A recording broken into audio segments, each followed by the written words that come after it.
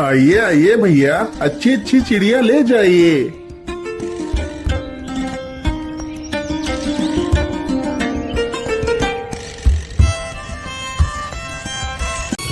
अरे भाई, ये कबूतर कितने पैसे में दे रहे हो? भैया जी, यह कबूतर केवल 50 रुपए का है। नहीं नहीं भाई, 50 रुपए तो बहुत ज्यादा मांग रहे हो। मैं तो इस कबूतर के सिर्फ 30 रुपए दूंगा। क्या करूं, वैसे भी अब जल्दी ही बाजार समाप्त होने वाला है और शाम भी होने वाली है। मैं ऐसा करता हूं, जल्दी जल्दी से अपनी सारी चिड़िया बेच देता हूं।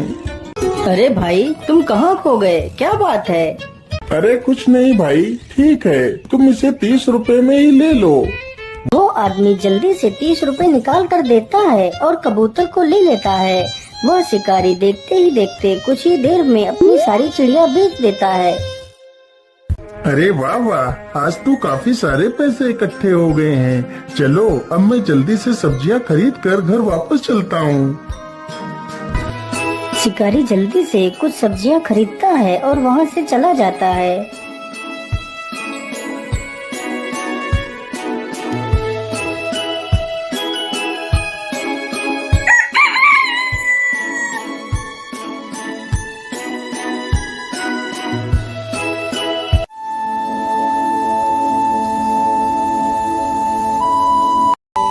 अजी, सुबह हो गई है और कितना सोओगे आप? क्या आज आप शिकार पर नहीं जाओगे?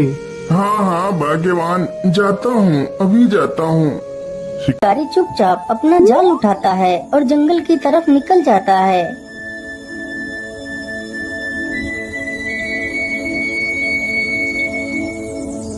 शिकारी चलते चलते जंगल में काफी दूर निकल जाता है।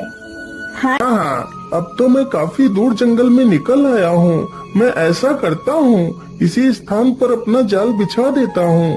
यहाँ पर जरूर मुझे ढेर सारी चिड़िया मिलेंगी। इतना सोचकर शिकारी अपना जाल उसी स्थान पर बिछा देता है और पास में ही एक पेड़ के नीचे जाकर बैठ जाता है और सो जाता है। उसे सोते सोते काफी समय गुजर जाता है, तभी उसकी आंखें खुल जाती हैं। अरे बाप रे बाप, इतना समय हो गया और मैं सोता ही रहा। चलो जल्दी से मैं अपना जाल देखता हूँ, आखिर कितनी चिड़िया मेरे जाल में फंसी हैं। इतना सोचकर शिकारी अपने जाल के पास जाता है तो देखता है उसके जाल में एक भी चिड़िया नहीं फंसी है। अरे ये क्या हुआ, मेरे जाल में तो एक भी चिड़िया नहीं फंसी है। आखिर ऐसा कैसे हो सकता है? अब मैं क्या करूँगा, पैसे कहाँ से लाऊंगा? यदि पैसे नहीं मिलेंगे तो मैं अपना गुजारा कैसे करूँगा? चलो कोई बात नहीं, आज का गुजारा तो कल के बचे हुए पैसों से हो जाएगा। अब मुझे घर वापस चलना चाहिए।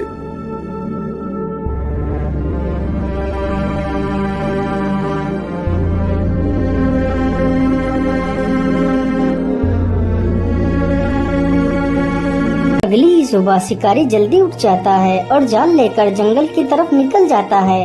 क्या करूं, कल तो मुझे खाली हाथ ही घर लौटना पड़ा था, लेकिन आज मुझे कुछ भी करके चिड़िया तो पकड़नी ही पड़ेगी। लेकिन आज मैं ऐसा करता हूं, आज अपने जाल को किसी नए स्थान पर लगाता हूं। ये सब कुछ सोचते हुए शिकारी जंगल में एक नए स्थान पर पहुंचता है। हाँ हाँ, यही स्थान ठीक रहेगा। मैं यहीं पर अपना जाल बिछा देता हूँ। इतना सोचकर शिकारी फिर से अपना जाल बिछा देता है और पेड़ के नीचे जाकर बैठ जाता है। अरे नहीं नहीं, मैं इस बार नहीं सोऊंगा।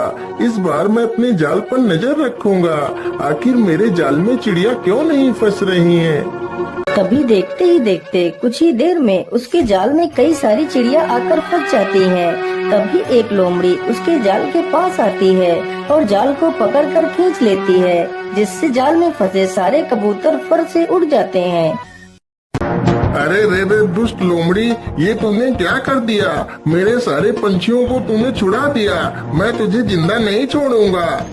शिकारी जल्दी से एक डंडा उठाकर लोमड़ी की तरफ दौड़ता है। लोमड़ी तुरंत वहाँ से भाग खड़ी होती है। बेचारा शिकारी उसका पीछा करते करते काफी दूर निकल जाता है। लोमड़ी देखते ही देखते जंगल में एक झाड़ी में घुस जाती है। ओह, अरे बाप रे बाप, इसके पीछे भागते भागते तो मेरी सांस ही फूल गई, लेकिन लोमड़ी तो हाथ नहीं लगी। जिस पेड़ के नीचे शिकारी खड़ा था उसी पेड़ पर एक पक्षी रहता था। तभी उस पक्षी ने अपना मल त्यागा तो वह मल सीधा उसी शिकारी के ऊपर जा गिरा। अरे राम राम राम, मैं तो वैसे इतना परेशान हूँ, ऊपर से इस पक्षी ने मेरे ऊपर ही मल कर दिया। छी छी। तभी शिकारी अपने हाथों से ही उस मल को साफ करने लगता है। अरे ये क्या, ये मल तो सोने की तरह चमक रहा है, कहीं यह सोना ही तो नहीं? अरे हाँ, यह तो सोना ही है। इस पेड़ के नीचे तो कितना सारा सोना पड़ा है, इतने सोने में तो मेरा पूरा जीवन सुखमय कट जाएगा। लेकिन इतना सारा सोना आखिर किस पक्षी ने किया है? जरा मैं इस पक्षी को देख लेता हूँ। शिकारी तुरंत ही पेड़ से दूर हटकर देखता है तो एक सुंदर सा सफेद रंग का पक्षी पेड़ पर बैठा है। अरे वाह, यह पक्षी तो दिखने में कितना आकर्षक है। जितना ही यह दिखने में आकर्षक है उतना ही ज्यादा यह काम का भी है। काश मैं इस पक्षी को पकड़ पाता तो मेरे पास इतना सारा सोना हो जाता कि मैं अपने पूरे राज्य में सबसे अमीर व्यक्ति बन जाता। इतना सोचकर शिकारी के मन में लालच आ जाता है और शिकारी जल्दी से उस सारे मल को इकट्ठा कर एक पोटली में बांध लेता है। मैं ऐसा करता हूँ, कल सुबह आकर अपना जाल इसी पेड़ के नीचे बिछा दूंगा और इस पक्षी को पकड़ लूंगा। इतना सोचकर शिकारी जल्दी से पोटली लेकर अपने जाल के पास जाता है और जाल लेकर अपने घर की ओर वापस चला जाता है।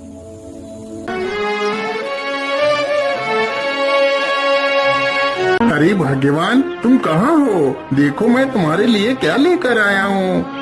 अरे आप इतना शोर क्यों मचा रहे हो? आखिर ऐसा क्या लेकर आए हो आप? तभी शिकारी उस पोटली को खोल देता है।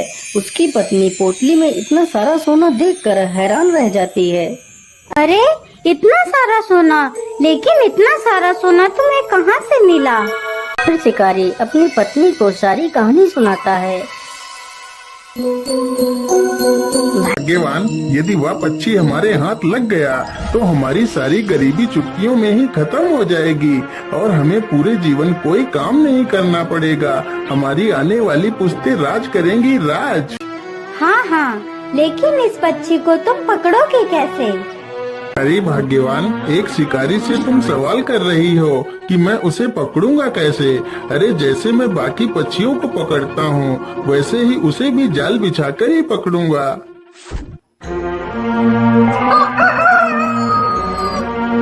अभी सुबह ही शिकारी जाल उठाता है और जंगल की तरफ निकल पड़ता है।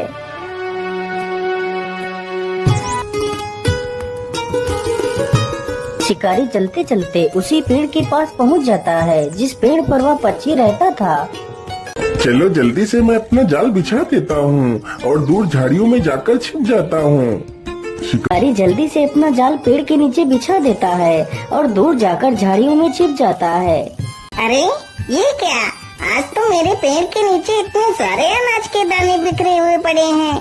मैं ऐसा करता हूँ, आज मैं इन्हीं दानों को खाकर अपनी भूख को शांत कर लेता हूँ। इतना सोचकर बेचारा पक्षी पेड़ के नीचे बिखरे दानों के पास जाता है।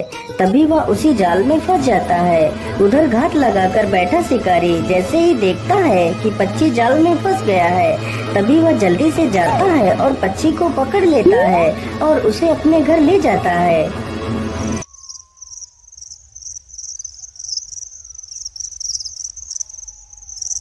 अरे भाग्यवान, देखो देखो, मैं उस पक्षी को पकड़ कर ले आया हूँ। अरे वाह वाह, आपने तो कमाल ही कर दिया। अब तो हम जल्दी ही अमीर हो जाएंगे। लेकिन भाग्यवान, हमने पक्षी को तो पकड़ लिया है, लेकिन मेरे मन में एक डर बैठ गया है। अजी, अब आपके मन में कैसा डर बैठा हुआ है? अरे भाग्यवान, हमने इस सोना देने वाले पक्षी को तो पकड़ लिया है, लेकिन जब कभी इसकी खबर राजा को मिल गई कि मुझे ऐसा कोई विचित्र पक्षी मिला है, तो राजा हम दोनों को फांसी पर ही चढ़ा देगा। अरे हाँ, आप बिल्कुल ठीक कहते हो।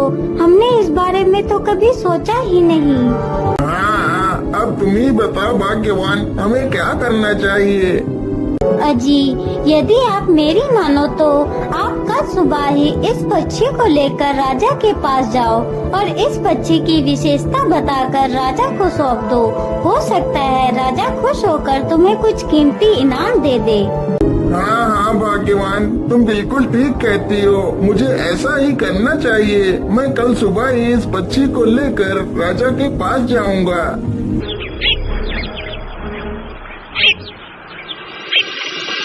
अगले ही दिन शिकारी उस पक्षी का पिंजरा उठाता है और उसे राजा के महल में लेकर पहुंच जाता है। महाराज, मेरा नाम चंपक लाल है और मैं एक बहेलिया हूँ। महाराज, मैं आपके लिए एक उपहार लेकर आया हूँ। उपहार? कैसा उपहार? आखिर तुम मेरे लिए क्या उपहार ला सकते हो? महाराज, मैं कल शिकार के लिए जंगल गया था तो मुझे सोने का मल करने वाला यह पक्षी मिला है। क्या? सोने का मल? क्या यह पक्षी सोने का मल करता है? क्या तुम ये सत्य बोल रहे हो? जी हाँ महाराज, यह पक्षी सोने का ही मल करता है। शिकारी की यह बात सुनकर सभा में बैठे सभी लोग हैरत में पड़ जाते हैं। आखिर कोई पक्षी सोने का मल कैसे कर सकता है? अरे वाह चंपक, मैं तुमसे बहुत प्रसन्न हूँ जो तुम ऐसे विशेष पक्षी को मेरे पास लेकर आए हो। इससे हमारा राज्य और भी ज्यादा संपन्न हो जाएगा। मंत्री जी, तुम जल्दी से जाओ और 100 सोने की मोहरें लेकर आओ और चंपक को मेरी तरफ से उपहार में दे दो। महाराज क्षमा कीजिए, लेकिन क्या कभी आपने सुना था कि कोई पक्षी सोने का मल करता है? ऐसा तो असंभव है महाराज। जरा सा विचार कीजिए, फिर कोई फैसला कीजिए। वैसे मंत्री जी ठीक कह रहे हैं। मैंने आज तक तो कभी भी ऐसे पक्षी के बारे में ना ही सुना है और ना ही देखा है। कहीं यह चंपक मुझे मूर्ख तो नहीं बना रहा? हाँ हाँ मंत्री जी, तुम एकदम ठीक कह रहे हो। मैंने आज तक कभी भी ऐसे पक्षी के बारे में नहीं सुना है। अब तुम ही बताओ मंत्री जी, मुझे क्या करना चाहिए? महाराज, इस बहेलिए से इस मासूम पक्षी को लेकर आजाद कर दीजिए, यही हमारे लिए ठीक रहेगा। और हाँ महाराज, इस पक्षी को आप अपने हाथों से खुद आजाद कीजिए। मंत्री की यह बात सुनकर राजा मंत्री की बात से सहमत होकर उस पक्षी को आजाद कर देता है। पक्षी जैसे ही आसमान में उड़ता है तो वह फिर से अपना मल राजा के ऊपर ही कर देता है। तभी राजा देखता है कि उस पक्षी ने वास्तव में सोने का मल किया है। अरे यह तो सचमुच का सोना ही है। मंत्री जी, ये तुमने क्या करवा दिया? तुमने हाथ में आया हुआ इतना सारा धन निकलवा दिया। पक्षी वहाँ से उड़ता हुआ दूर किसी दूसरे स्थान पर चला जाता है। दोस्तों, हमें कभी भी इतनी जल्दी दूसरों की बातों में नहीं आना चाहिए। हमें कोई फैसला लेने से पहले उस पर अच्छे से विचार विमर्श कर लेना। वीडियो अच्छी लगी हो तो हमारे चैनल को सब्सक्राइब जरूर कर लेना।